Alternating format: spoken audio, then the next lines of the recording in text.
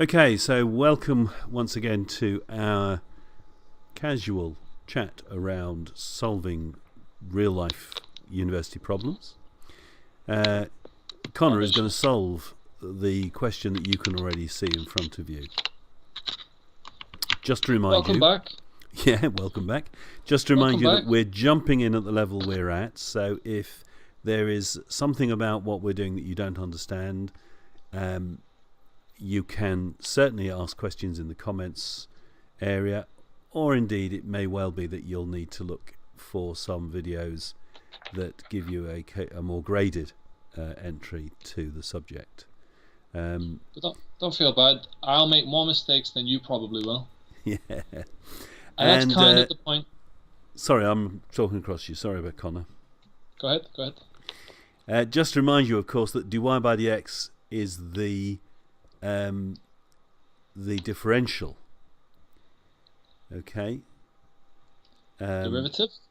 So we're going to be looking at finding the differential of that curve, and we're also using the information that the differential gives you the gradient at any particular point. So dy by dx at a point x is the gradient at that point.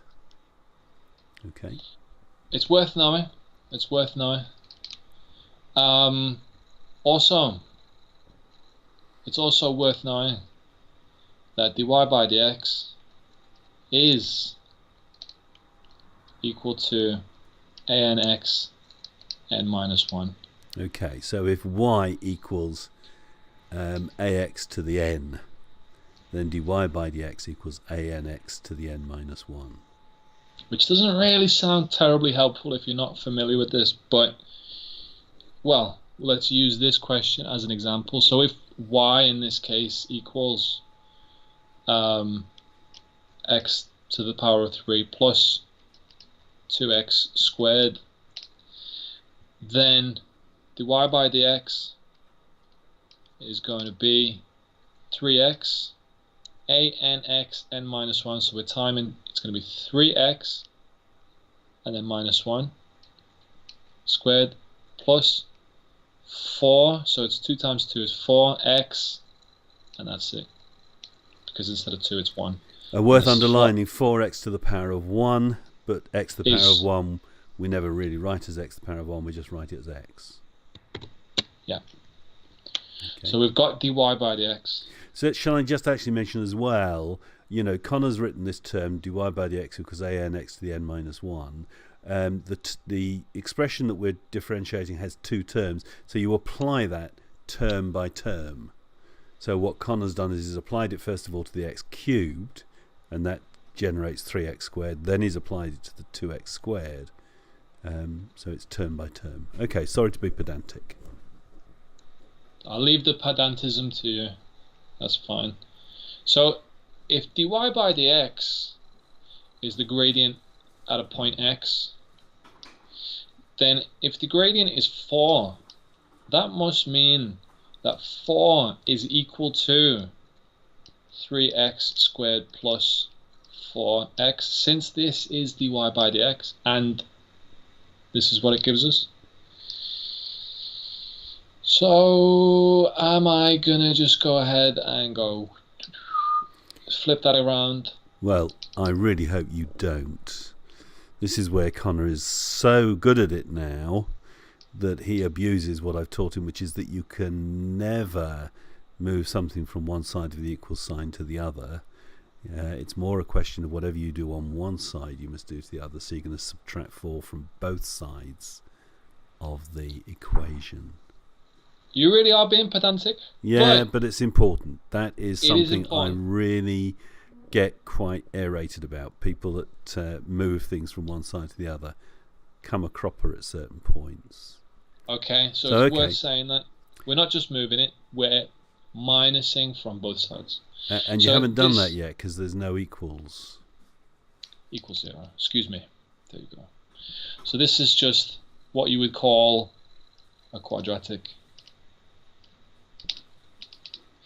2 points. So we've got 2 values for x. So yeah, it's a quadratic. Okay.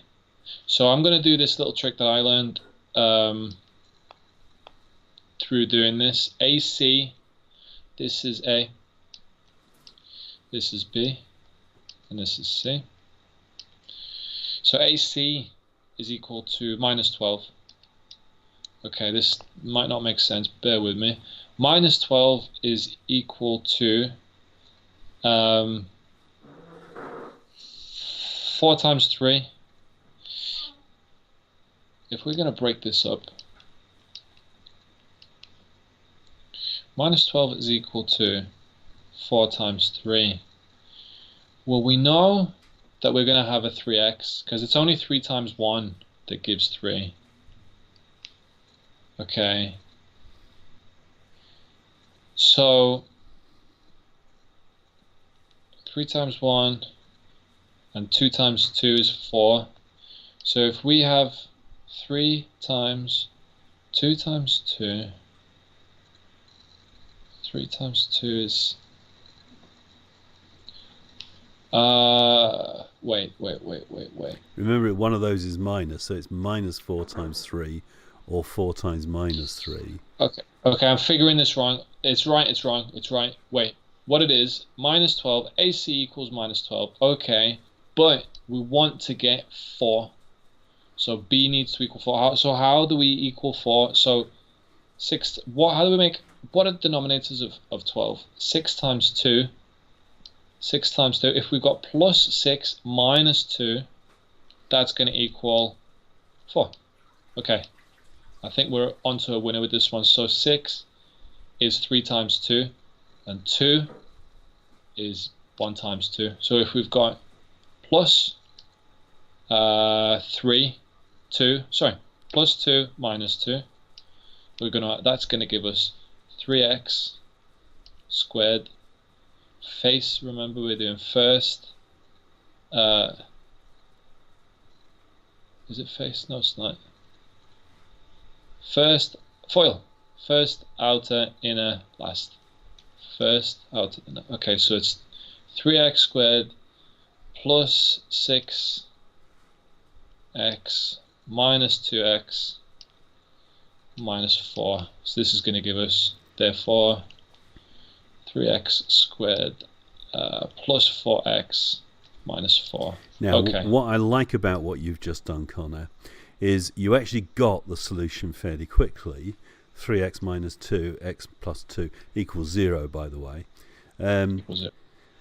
But you then went back and checked that you. So you Yes. kind of went back and did the reverse to get back to where you started. So that's good because you're confirming that you've got the answer correct. So we've got a whole bunch of working out. But from this, we can say that we want our 2 points on the curve where blah, blah, blah, blah, blah. So if x plus 2 equals 0, then therefore x equals minus 2. And x equals 2 over 3. And there's your answer.